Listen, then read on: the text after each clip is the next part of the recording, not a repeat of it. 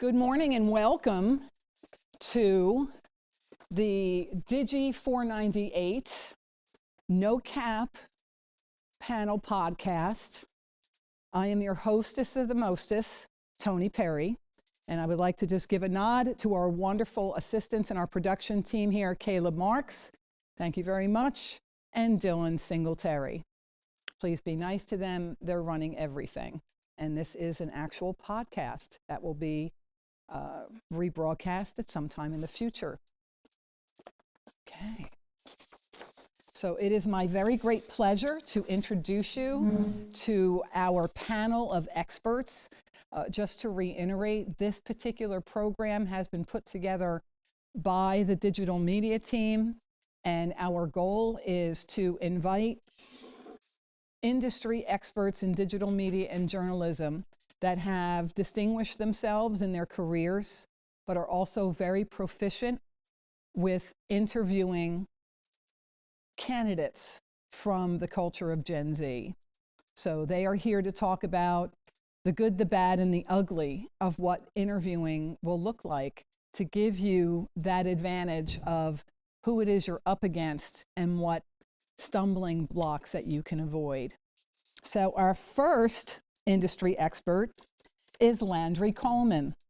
Landry worked in local news for nearly a decade. Over the course of his career, he worked as a producer, an executive producer, as an assistant news director. And along the way, he picked up a couple of awards for shows that he produced, including multiple Edward R. Murrow Awards.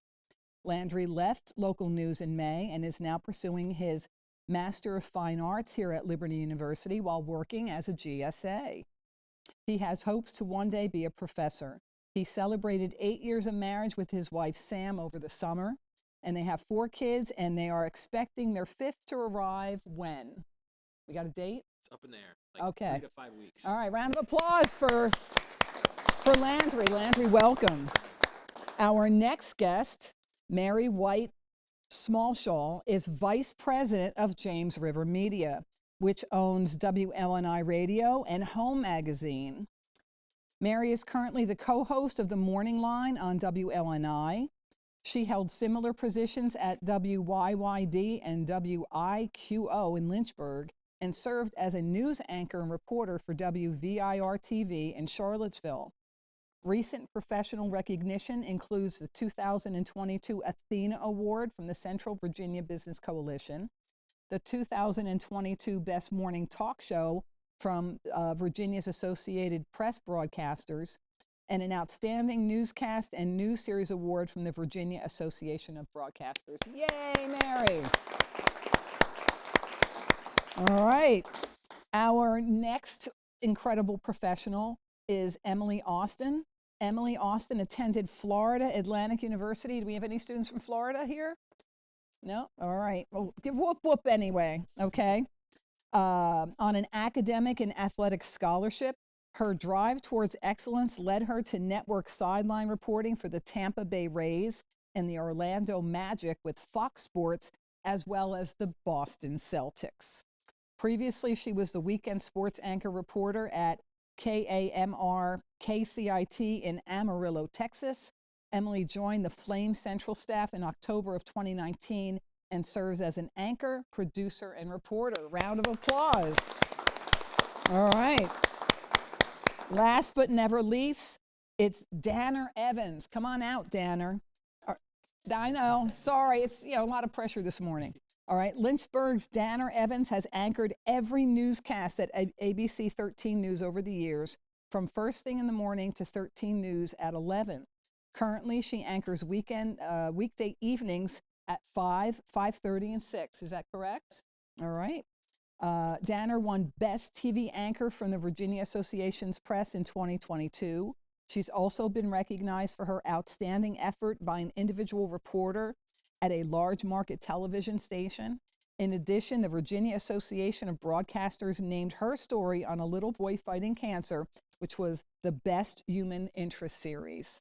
So Danner met her husband in Lynchburg, and they have 3 kids, Luke, Mac, and Dabney. Yes. Nice. Any more? All right, all right, all right. Well, you know, with just checking. Yeah. Oh, good. All right. So, round of applause for our experts here. All right. So, ladies and gentlemen, we're elated that you're here. As I mentioned, this is a very important event, especially for our seniors, and they pulled out the stops to get ready for you today. So, here's what we're looking for. We're looking for panel engagement. I'm going to basically just throw out 2 topics to you, and we're looking for some storytelling. And we don't want you to sugarcoat it. We want it as real and as raw as you can paint the stories. And that at that point, what we'll do is we'll actually turn up the house lights, and we want to leave more time for this particular event to allow our students to engage with you and to ask some questions. So here, what we're going to do is, this is called a No Cap Panel Podcast, the good, the bad, and the ugly of interviewing Gen Z. We're going to combine the bad and the ugly, because typically if it's that bad, it does mean it's ugly because it meant that it was a lost opportunity. So what we would like is we would love to hear your accounts of circumstances where you were, you know, interviewing an individual, or even if it was multiple stories where they all had something in common, and why was it ugly and what could have been done to turn this around. So Dana, we'll start with you. Okay. Landry and I might be able to bounce a few things off of each other because we have been in the room hiring people many times together. He used to work with us at ABC 13. He was my assistant news director. So one of the ones that sticks out to me, which was the ugliest, during COVID, we were interviewing people via Zoom, which is an interesting way to get to know people because, you know, it's hard to engage when you're on a computer. So this guy showed up for the interview with a hat on. I think he had a t-shirt on, and he was in the worst lighting you could possibly find for a Zoom call. And he was not engaged in the conversation, very short answers, but really what I was blown away by was he had a hat on and a t-shirt for an interview, and you can fake it a little bit better on a Zoom interview. At least put a jacket on. No one can see what you have, you know, below, but I think that was one of the worst interviews I've ever been in. Wouldn't you? He was pretty. He was. Yeah. We originally were like, we all got out. We were like, nope. Yeah, we like interviewed him and this other terrible guy like back to back. I don't know if you remember the other one, but he actually was like pretty qualified because he had been like producing for his college station, and we really needed producers at the time because we were really short on them. And so it was basically like, you don't really have to do anything. You just need to show up and like be breathing and we'll hire you. And he didn't show up to his Zoom interview, and I actually had to text him and be like, hey, we've been in this Zoom call for 15 minutes waiting for you to show up. And he just responds and he's like, oh crap, I forgot. And so then he like finally shows up in the Zoom call, and he was clearly on vacation. He was at the beach. I don't know if you remember that, but he had like on a Hawaiian shirt, and he was like, oh, so sorry, I forgot. I was supposed to be on a family vacation. I forgot I had this planned. Needless to say, that interview didn't last very long, and we didn't end up hiring him because he kind of like shot himself in the foot, not being prepared at all. And the other thing that stuck out about that guy too is that we asked him a question about like our station, because usually you need to do some kind of research going into an interview. You need to know, like, if I'm applying here, I should know a little bit about the place that I'm applying for. And he knew nothing about the station that he was applying for. And he was actually like Googling us, as we could see it in the reflection of his glasses as we're sitting there talking to him. So yeah, he shot himself in the foot, and we didn't end up hiring him. Yeah, I think that there's like a misnomer that if you show up, you get a job. I think that's kind of a feeling that I'm gathering from a lot of people these days, especially when I go to all of the employment fairs here at LU for our station, and I have people walk up and say, so what do you have for me? What do you have to offer me? And I want to say, what do you have to offer me? There is, I mean, it is a competitive world out there. So it's not just, hey, you're going to walk out and get a job. You need to be prepared, kind of, know who you're going to see, know who you're shaking hands with, and have a little background, I guess. What we've taught them is to stalk the company. That's a In good other idea. words, if pretend, no, seriously, how did we do it? Remember I said pretend that you were going on a blind date. If you're going to go on a blind date, you're going to be all over the place looking up this individual and who they are. And it's the same with the company. You really need to look up, especially if you're going to be going in a broadcast capacity, but for any organization, you should be looking at their culture, their mission statement. These are not just statements, believe it or not, they're telltale about the organization itself and also the employees. Questions to ask, especially someone that's interviewing you, is, well, how long have you been here? Get a little fact finding about that individual. Well, how long have you been here? Well, I've been here 8 months. Well, that's great. Can you tell me what you think? It's all right for you to go there. They're not going to think that it's an odd question. In fact, they're happy that you're asking because they don't want you to take something that's not a fit, and they don't want to take you if it's not a fit. So it really is. It's just like dating. It really is dating. And you're spending so much time. You're spending more time in your office working than you are going out with anybody for dinner. So, all right. So I've been in the situation with it wasn't the hat and the t-shirt, it was the guy who came in, and he had worked at the station for a while in a weekend capacity. So he had the in, we already knew him, but he was interviewing for a producer job, and he came in, I guess just thought, well, hey, this is relaxed and comfortable, flip-flops on and feet up on the table. Like, yeah, seriously, like feet up like this and leaning back in this relaxed way, like we're all best friends here, just chilling. And it was not the way to go about the interview.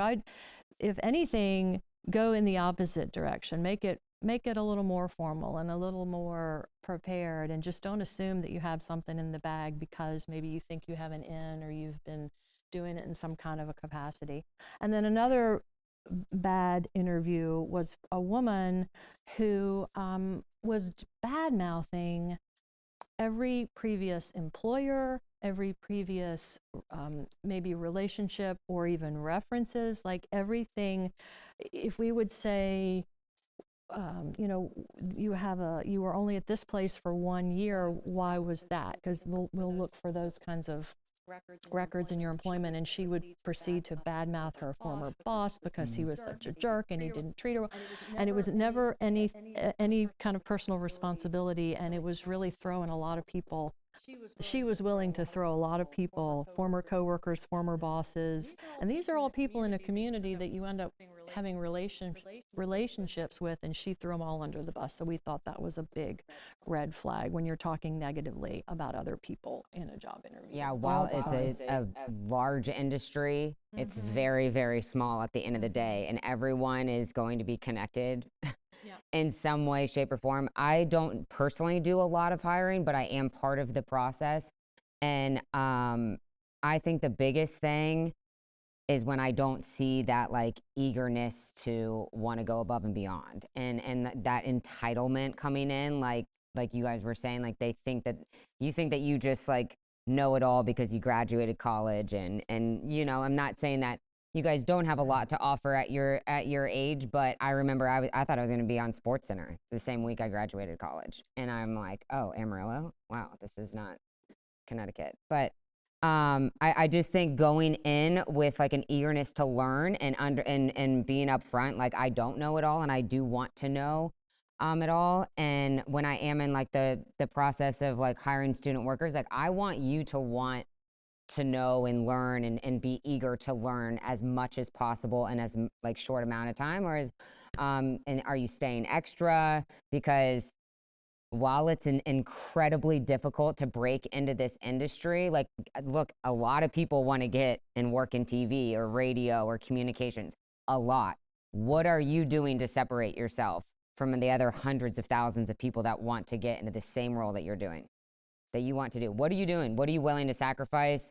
What are you doing to, like, I don't know, make that separation from that competition that you have?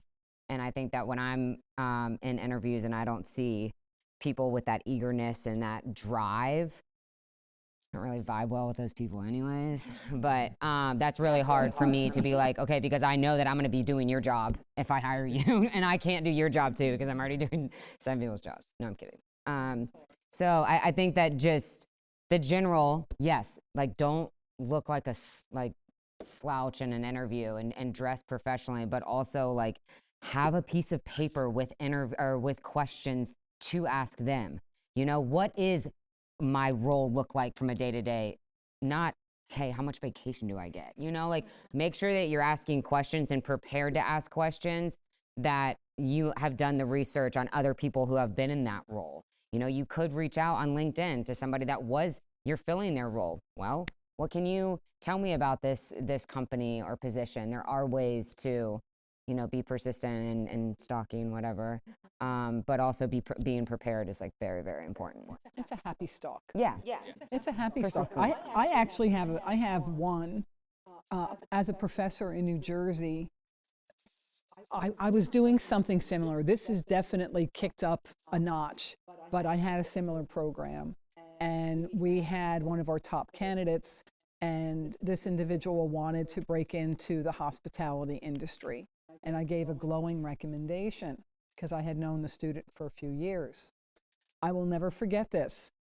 11 o'clock at night, I got a phone call from the general manager of the Hilton in New York City. Now you have to understand, it's the Hilton and it's the general manager of the Hilton Grand Central Station. That is, you know, that's a premium property, and it's 11 o'clock at night. Tony, yeah, your girl's not working out. And I'm like, it's 11 o'clock. What are you doing? We were friends. He's like, she's impossible. I'm like, so, all right, I'm already awake. You know, he's like, I knew you were working. I'm like, that's pathetic, but fine. He goes, you're grading, aren't you? Yes. He was trying to hire me. Just quick grading, come over here. But what he ended up telling me is they wanted to test this young woman.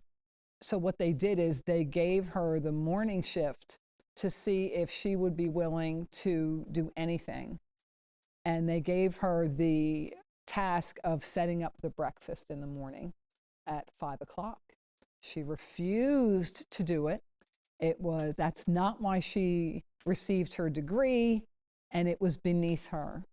And boy, did my heart break, because there's no way. I mean, there's only a certain amount that I would know from having a student, but I want you to understand, none of us, you know, a GM at one of the grandest Hilton in New York City is calling me because this guy is in the trenches. If you ever want to see a really great leader, it's a leader who is doing the work, not just hiring people to do the work for him.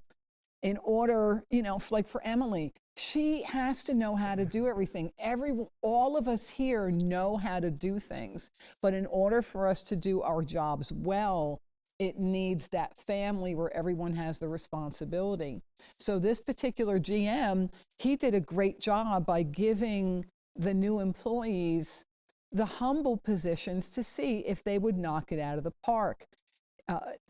The Bible stories that we read are true. When you read about Joseph, and I will tie this into the Bible because obviously it's, you know, that's God's love letter and journal to us about how things really are supposed to work.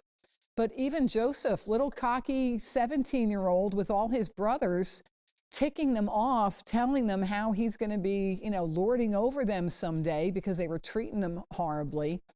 Well, God did humble him, but he ended up educating him and training him at the same time. First, he had to run the household of the leader of the Secret Service for Egypt. That was Potiphar.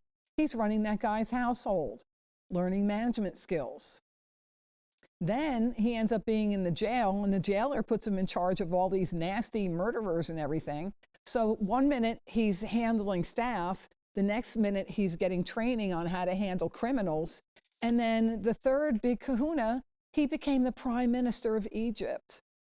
So how do I put this? Yours truly, I think I may have mentioned this. I answered phones at a car dealership. I think I told you that once before. You know why? Beautiful 5-year-old daughter named Natasha, and we had to eat. And you have to understand that was right after I was one of the top event directors in the country, being interviewed on TV, working in New York, and thinking that, I'm greater than sliced bread. And I knew it, but I became a Christian. And 1 month after I accepted Christ, the humbling began. And it was awesome because I really started, my heart changed and I got to know people. But I also got to understand how important it is that if somebody needs you to work, remember that your boss is really Christ, and the people that he's putting you to work with, you're not going to love every single one of them. But I can promise you that if you ask Jesus to give you eyes to see that person the way that he sees them, you won't hate them as much as you think you did. In fact, all of a sudden you start seeing their pain and their challenges and their family environments and some of the things that they struggle with. Because remember, you're supposed to smell sweet to these people. You're supposed to be someone that they're going to rely on. You're supposed to be there, not just be there on time, but be there a little earlier.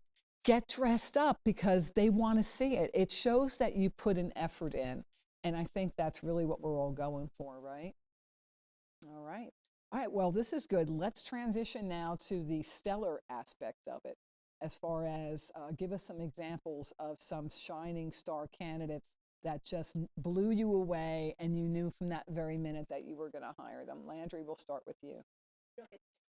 Yeah, I wasn't going to. Yeah, so the first person that actually came to mind was Anchor Smackdown. one of my favorite people that I actually hired while I was working there.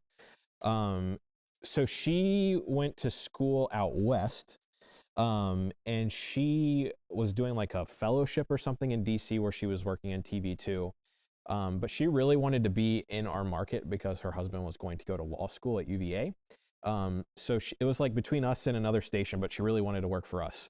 And the thing that stuck out to her about her the most is going back to the stalking thing was we had all these applicants and I was like talking to them every day. Like I felt like I was just like doing phone calls with people who wanted to come report for us pretty frequently.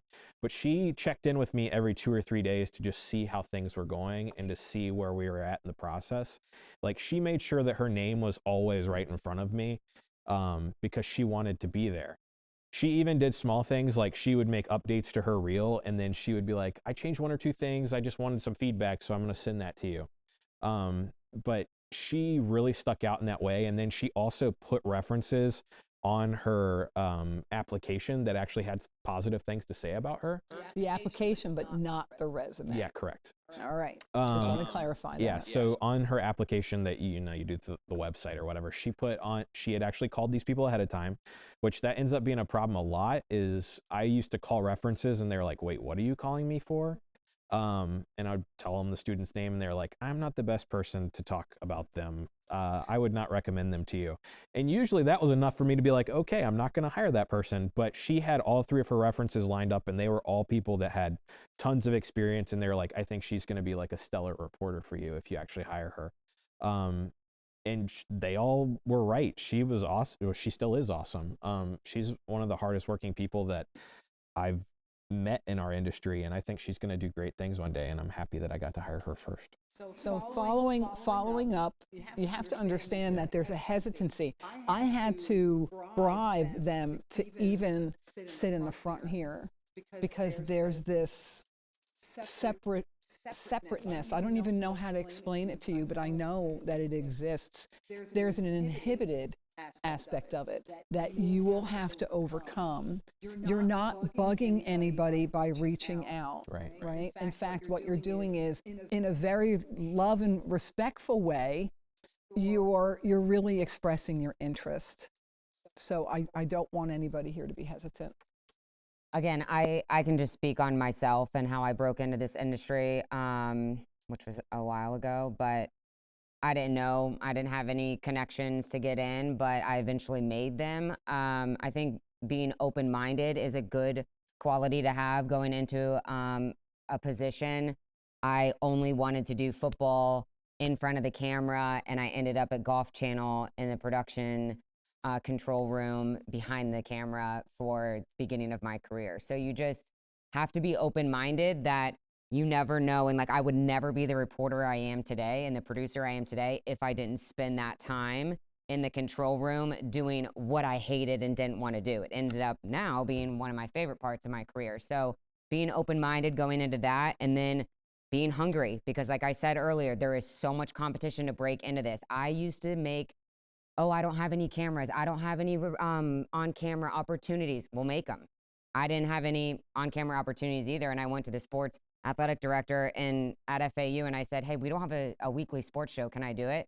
And I rented a camera from the production, department on campus, and I sat up my own tripod, and I shot my own stuff, and I redid it for hours and hours every day, and I updated it probably 40 times before I got my first on-camera job. And I sent out, and I mean, back in the day, you had to like make them on DVDs and send them snail mail. Like now you're going to send a YouTube link. But I had an Excel spreadsheet, and I had it color coordinated, and I said what date. I've looked up every single market in the nation, and all the who's the assistant news director, who's the news director, who's the sports director, what date I sent my reel to them, and then when I can follow up with them. I handwrite them a letter, like, so my name, like he said, like, is always in front of you. And eventually I got my break in Amarillo. I continued to do the same thing, and figured out how to use YouTube. And that's how the Boston Celtics found me, was on the sidebar of YouTube. Oh, you're so lucky, Emily.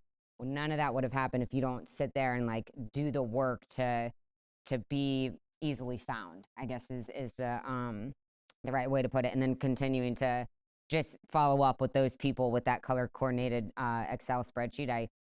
I still did it, even when I got the job with the Celtics. So it just never ended. You just continue to build those mentors and connections in the industry. All right. Now, Mary, you're in publishing, so we want to, we're going to speak to everybody today. We're going to speak to those that are going into video production, audio production, content management, because we have a full class here. So from a publishing end, can you share your experience? Well, we have the magazine, so we publish Home Magazine, but then my job also involves, I'll give an example of an intern. We just had an intern from Liberty, and she showed that kind of persistence that you all have talked about, of just making sure, hey, just checking in, do you have anything open? And I didn't even think we needed an intern at that point, but we did, and we brought her in because she was so having the right combination of confidence without having arrogance. And I think that can be a very fine line. And one thing I noticed that she did was, you had alluded to a question about would I have to work weekends or some, it was always, would I get to work weekends? Would I get to do this? Would I get to do that? Indicating that she's willing to do anything that we throw at her, instead of, I think, saying, would I have to do this and would I have to do that? That can be a red flag as well. And then we brought her in as an intern with her to kind of learn the ropes, and she ended up, everybody from publishing to broadcasting, everybody in the building was relying on her to help them. She was proofreading the magazine. She was doing voice work for the radio station, all because she never said no. And I mean that in a good way, that you asked her to do something and she was upfront with her limitations. I've never done that before, but I'm happy to try. And she had gotten a really good education here at Liberty, and she just knocked it out of the park. And we're going to hire her. And then after it was all over, she said it was the first secular job she had had, and she was terrified to come into a workplace that was not a Christian environment. Not that our station is not, we have Christians who work there, but it's a secular business. And she said she was terrified, and I said, well, it didn't show. You knocked it out of the park. So that's great. It's okay to be a little nervous, and I think all of us on the panel, we would say we're used to that. But would you like to try this? If they're going to throw something new at you and they know that you don't have the background for it, I've never done that, but guess what? I'm really willing to learn. I would love to learn. And hopefully, we have to say, hopefully, they give you someone that is patient and kind, because I think all of us have been on that side of the fence where we get someone who is patient with us and we get somebody I've had somebody very impatient. It made it difficult, but it didn't deter me. Believe it or not, I know this, they're going to be shocked. I used to be very, very, very shy. I was known, I would not really interact at all in high school. And I don't know what ended up happening. I think I just got into the environment where I had to start selling my own skills and learning the hard way. So there was no mentor. So that's why I think this program is just a beautiful way to do it. Let's look at it from video production and audio production. If anyone here on the panel can give us an example of, trying to hire somebody in video production and someone trying to hire anyone in audio production, because that is a different genre. So What's the question? I'm sorry. do you have any examples of hiring anybody for video production or audio production? All right. And You you go. probably do. Yeah, I mean, I've hired a lot of photographers over the few years that I was assistant news director. The big thing with that position is like you need to have some kind of example of your work. It's funny because I used to like go through applications and like we'd be so pumped if after we have posted a job, we're like, oh, we have 15 people who applied for it before even looking at it. And then I'd start looking through it and it was like, I work at Burger King and I've never shot with a camera before, or I'm still in high school and I want to come work for your station. But the people that really stuck out were the ones that actually like were confident in their abilities. They had stuff on their resume to say, here's all the different events that I've shot. And then they actually sent me a YouTube link of some sort that actually showed their skill level. So that's the big thing, is just make sure you have a demo reel of some sort that actually shows what you can do. Because generally that speaks louder than what your actual resume will say. Because even if you have like very little experience, but I can actually see that, oh, this person has an eye for video or has an eye for something specific that we're looking for, then usually we'll hire someone that has less experience but like has the look that we're going for, as opposed to someone who has more experience but their camera skills aren't as good. So yeah, that's kind of my experience with it. Okay. And Danner, your happy story about whoever you're afraid he was going to steal. Oh, Paige. Yeah. Paige. Well, this was during COVID too. She dressed the part. She said, oh, I was looking at your bio, Danner. I see that your son's name is Luke. My twin brother's name is Luke. She was from Long Island. She had a very thick Long Island accent. And she was like, I'm willing to work to fix this, not fix it, but to be more non-regional diction related. I don't know. She came here. She got a voice teacher. She was one of those, where I work, we have management teams. There's 4 of us and we have reporters underneath us. And she was on my management team. And she was the first to say, what did you think about what I did with this? Watch my live shot. What could I do better? She wanted to anchor. So she, was in there every other day doing anchor reels. Okay, Danner, what did you think about my anchoring? Will you watch this with me?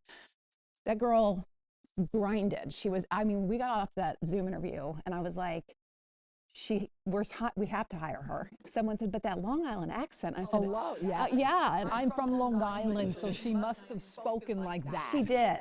Can you imagine on the news? The news at 6 on 13. It slips out every once in a while and she'll be Oh, like, of course. oh, there I am.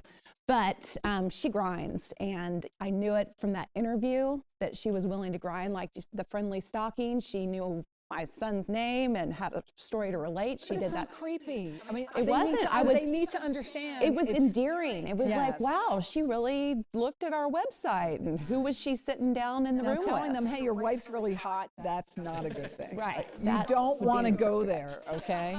But she is now one of our morning show anchors, and she has been with us maybe 3 years, but she rose quickly because what she put out in that interview was exactly who showed up at the door and who came to work every single day. So, it's one thing to interview, but also when you show up at work and you're willing to do the work, you're going to rise quickly, especially in communications, I feel like. And her story goes back to one like willingness to try new things that we ask.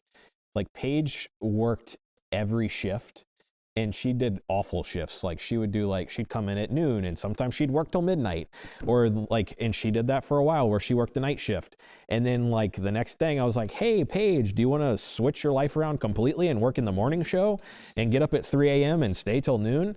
And she was willing to do that too. And so like, it goes back to what we've said this whole time is like having a willingness to try new things, even if you don't have the experience to do it, and then like trying your best and like showing up to work every day and being willing to put in the work. That stuff like speaks volumes about your character. And it's like, those are the people that we want to keep around. And we ended up hiring her to be the morning anchor because of it. I mean, we interviewed other people who had more experience when we went around and started like looking for a morning anchor, but the person we kept coming back to was like, we already have Paige in the building and we know that she's going to do her best every time. We're not going to have to worry about her like throwing a fit or like having an ego problem, which can be a problem sometimes for anchors. Not me. Yeah. Not Danner. You know, but this you have to understand. I don't want you sitting there saying, "Well, there's nobody there up on that panel that represents what I'm going after." This is common across the board for every single industry. For every single industry, the elements that we're talking about take on a role, but we want you to ask questions. If you don't know what you're doing, you're not going to annoy anyone by saying, I need a little direction. In fact, we prefer that because we don't want you assuming or guessing. So, all right, at this point, if we can pull up the house lights a little bit, and yeah, we're spot on right now. We're doing good. All right, now we would love, I did give everyone your questions. There's 2 pages here. They're beautiful.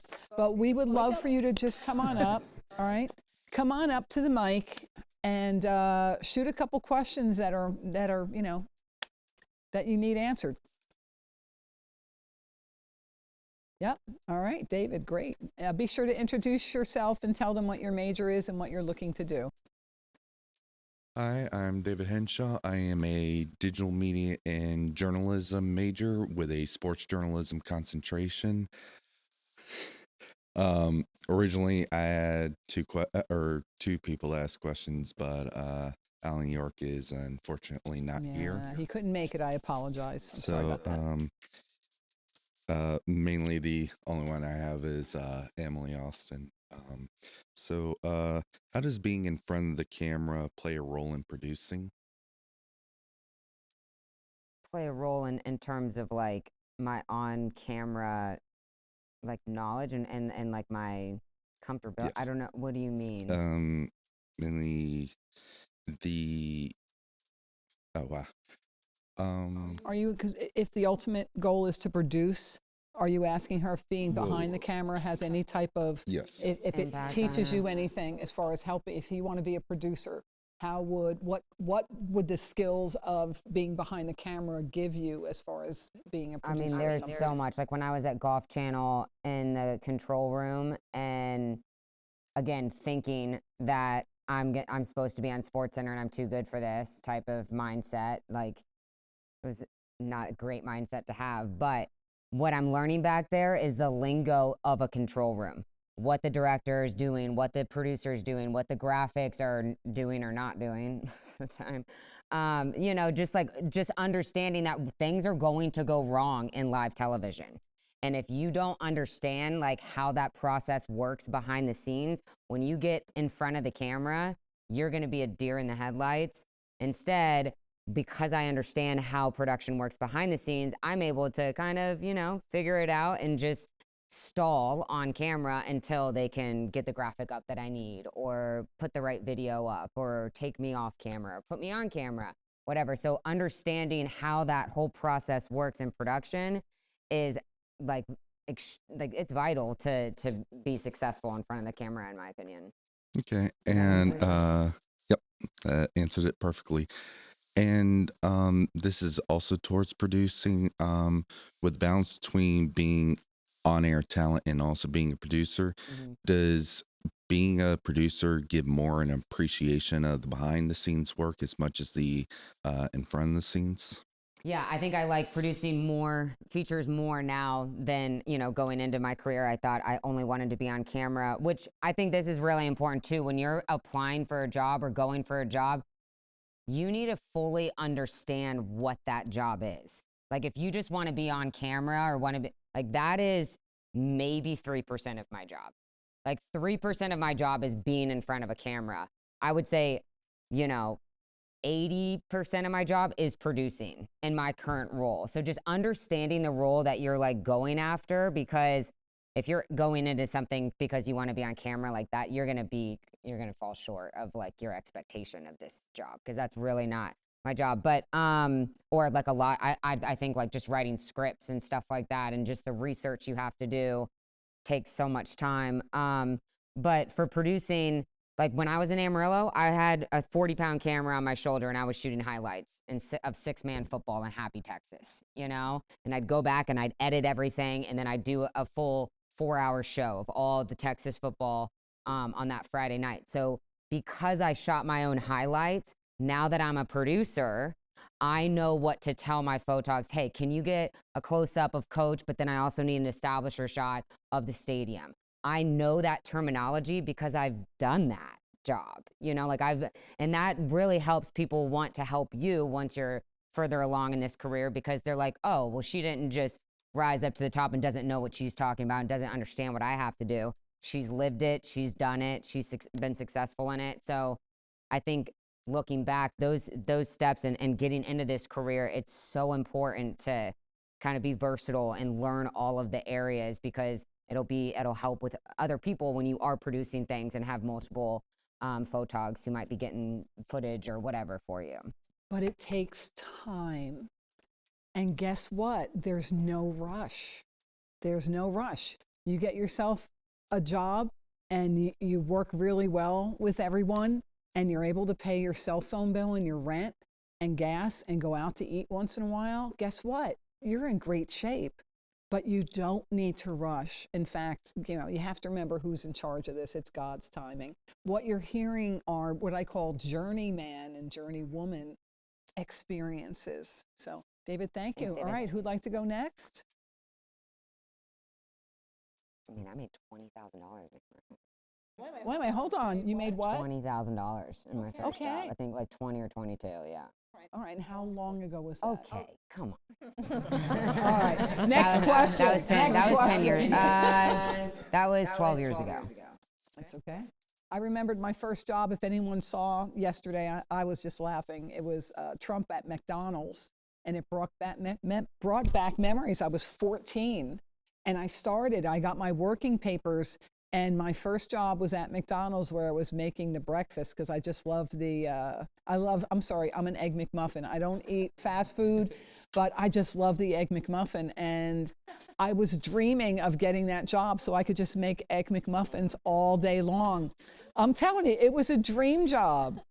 But you know what? But it taught me how to manage my money, and it got me ready for college. So, but it's under my belt. I can prove it. It was on my resume at some point. Little joke there. All right, this is Aaron. Hi, I'm Aaron. I'm a sports journalism major, same as David. There are a few jobs that I want, but they're not actively hiring. Have there been times that you've hired somebody because they've come to you, even though there's no active applications? That's for anybody.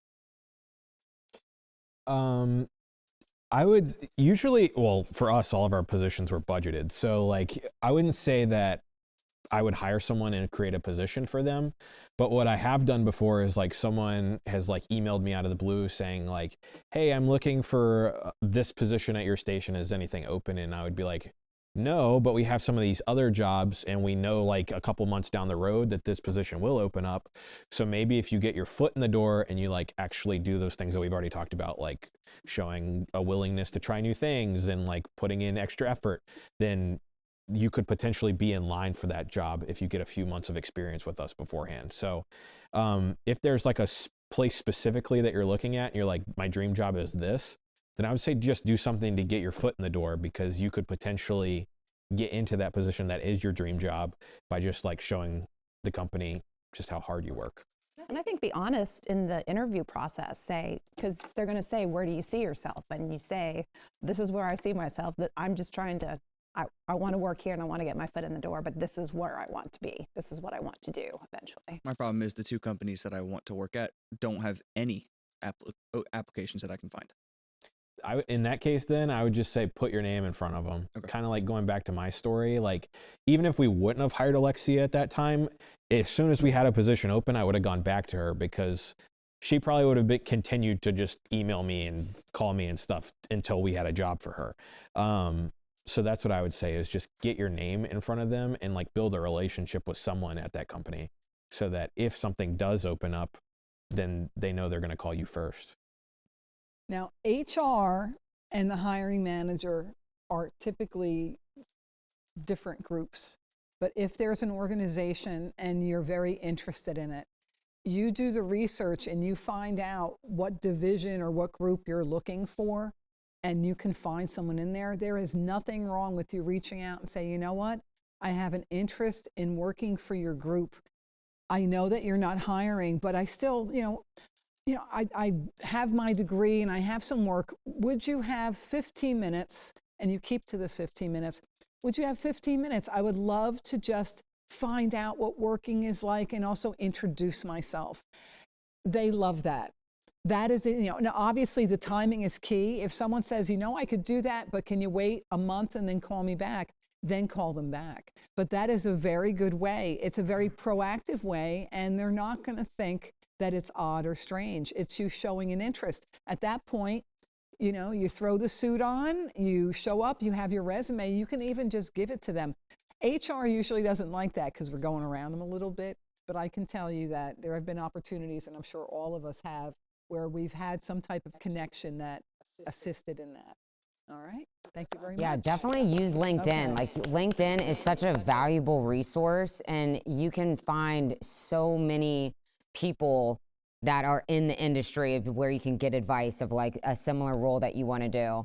So, and then another thing is, if you interview for a job, in my opinion, this is how I was raised, I handwrite a thank you note to every single person that was in that interview process. I know it's old school, but I'm telling you right now, if I got a handwritten letter, hey, thank you so much for your time. I know you have a very busy schedule.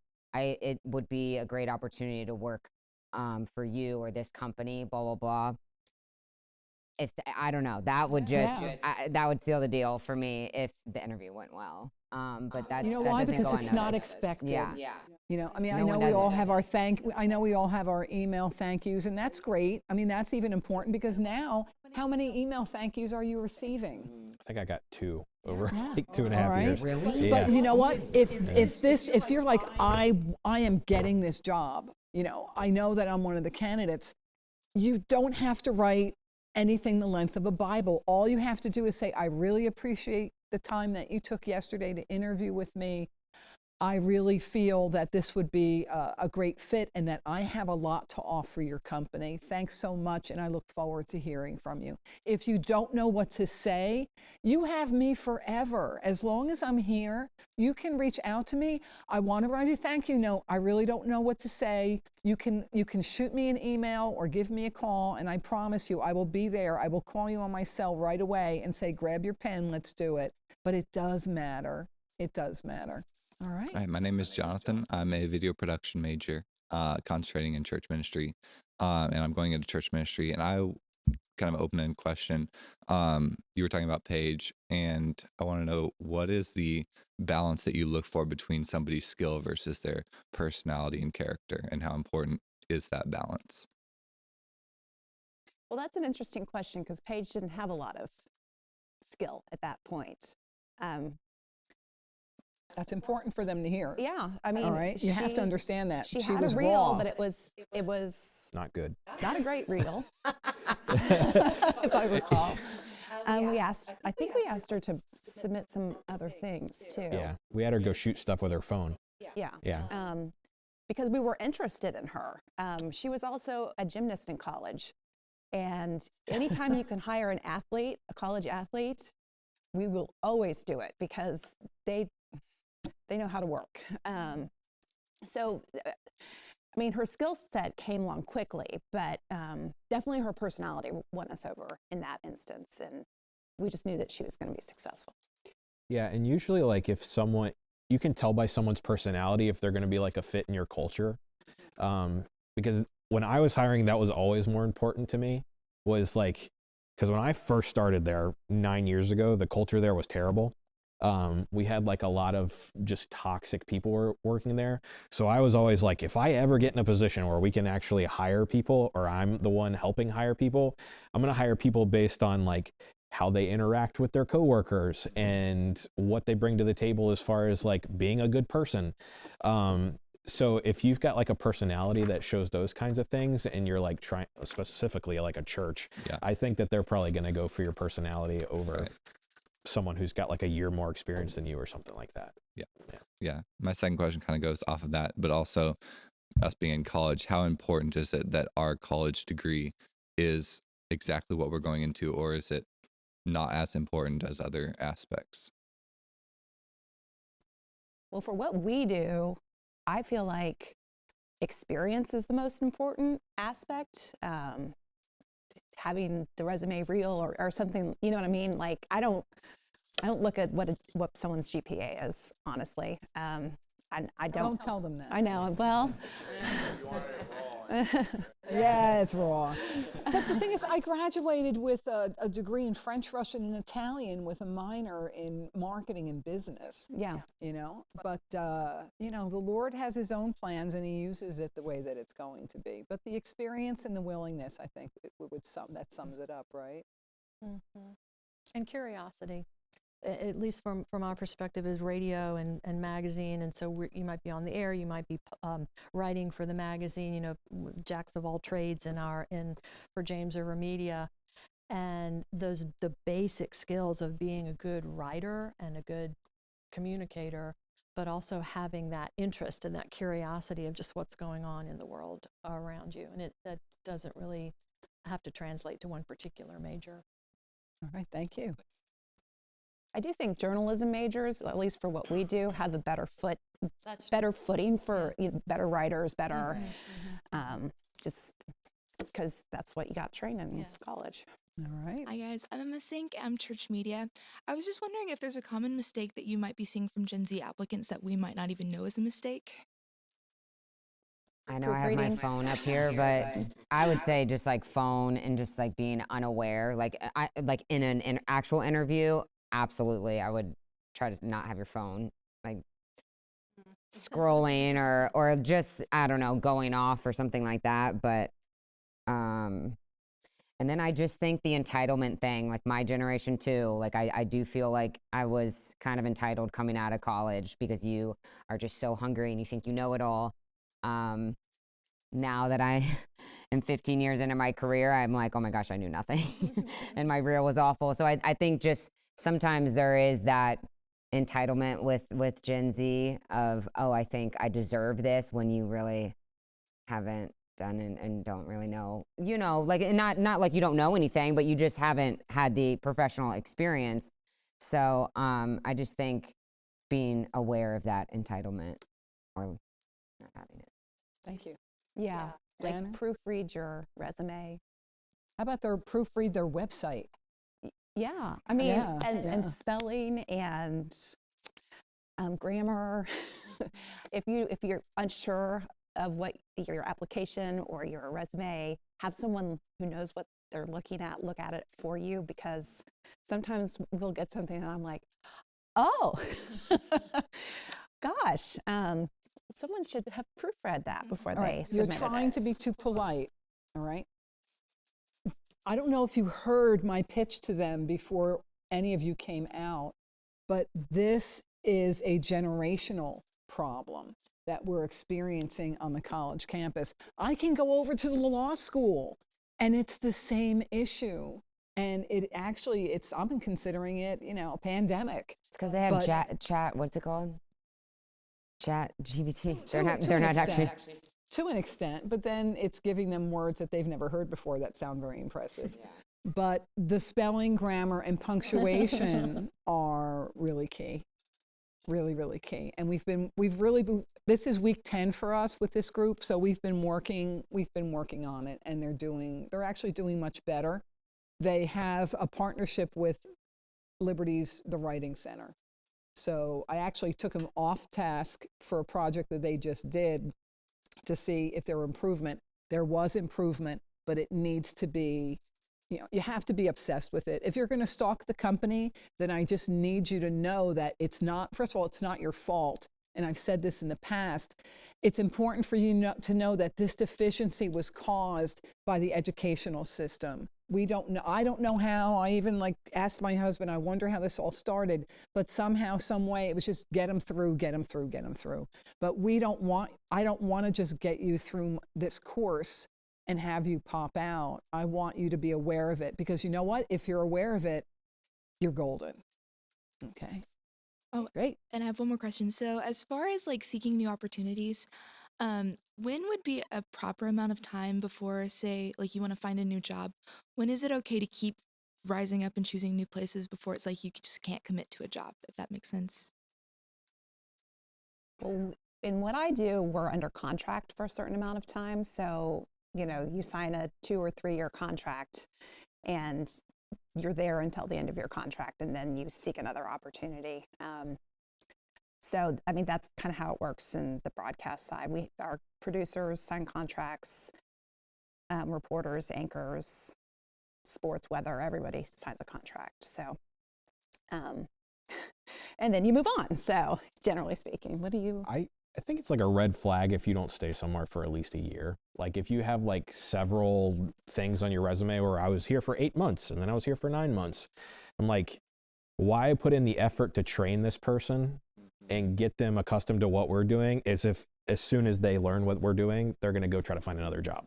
Because it does take time to train. I mean, whatever job you get in this industry, they know that they're going to train you for a certain amount of time before you're set free to do it on your own. Yeah, I was really stupid when I first got into the industry. If Danner wouldn't have been so mean to me, I probably wouldn't have ever gotten to where I am, because I literally came into the industry and didn't know anything. I thought I was going to do sports. And I was I never thought I would be producing. And then I was producing all of a sudden, and I didn't know anything about it. And then Danner helped me learn more about it, because I was I'm not going to survive unless I figure this out. So yeah, the big thing is just stay somewhere for at least a year, because I think that just looks better on you as a person. Yeah. I think that's my biggest regret. Early on in my career, I wasn't finding joy in the journey. I was just I'm going to be one of the best reporters in the nation, and I get out of my way. And I was in the moment and doing I was working hard and doing well, but I was just every job I got, I was all right, what's my next step? I got to get bigger and better. And I think if I would have stayed in Amarillo a little longer, and I was there, I think 1 year and 4 months, it still wasn't enough time. I think I would be 50 times a better reporter today if I would have stayed there and really, really perfected my craft before just always looking for the next best thing. I just wasn't satisfied in the moment. So I think that's a really important balance to have. Be hungry, but then, stay where your feet are and really, really learn. And there's people at that station in that company that you can learn a lot from. And I think I was just tunnel vision to the finish line. So that was one of my early regrets, coming out of college and starting off in this industry. Okay. How about we take one more question? All right, come on up. I just have these questions real quick. My name is Jonathan Petion. I'm a senior here at Liberty University studying digital media and journalism. Want to go into video/social media. My first question would be, I feel during this time, I've learned here at Liberty, kind of where you want to get, there's a lot of opportunities where you need to almost work for free or volunteer and help out. And I've felt I've done that and I've seen the fruits of that. But if you guys wanted to share a time of how maybe you've seen that work for other people, or how yourselves and how that maybe got you to a position, just something that can just continue, that I can keep in the back of my mind, just knowing that okay, even though I'm putting my free time and effort, I know I can see the fruits of this coming soon. So if you wanted to share that, that'd be great. Mary, anything? Explain, you're talking about working like volunteering? Yes, ma'am. Like, so or- for instance, like if you were kind of just wanting to get your foot into the door and you wouldn't necessarily get paid for the job, but knowing like, okay, I'm going to like volunteer, shadow, help out. And even though I'm not going to get any benefits from it, but like, I know I'm learning experience and then knowing just like connecting with people and things like that. Um, I think that's a great way to break in. I mean, if you go into an organization and are willing to help out, and my dad always used to say that, to go in, find someplace, be such a resource that you are invaluable, and then then they realize that they need you, and then they're going to hire you, and that's the way to work up. And what I did an internship in a newsroom, and we have interns and they don't get paid, but they get great experience, and they get to decide, they get to follow reporters, producers, video editors, whatever they want to do, and they really get immersed into what it is to be a broadcaster, and they leave with a reel that they can use with their resume. They do stories on their own, and they're not getting paid, and they're usually doing how many hours? It's 180 hours. Yeah, I was actually an intern there, and that's what got my foot in the door. Was I literally got no experience when I was at Liberty because I went here for undergrad, and I was working all the time in a restaurant, and so I never actually had time to do LBX or LFSN, I think it was what it was called at the time. And I came in with no reel or nothing, but I just, after a class one time, one of our old professors used to work there as the weekend sports anchor, and I was like, hey, do you know about any internships or anything, because I need to get some kind of experience somewhere. And he was like, oh, I can help you do that. And then I got into the internship, and my whole plan was just, I'm going to work really hard and I'm just going to stick out, and hopefully that'll turn into a job. And that's kind of what worked out. I did everything for free, and I think I ended up working over the 180 hours because I would like volunteer to go to Richmond if they were going to Richmond for something, or like I would go with the sports guys to go shoot weekend games even though I was only supposed to be working Monday through Friday. So that was like additional free time that I was working, but I was like, if it ends up paying off and I get a job out of it, then it'll be worth it.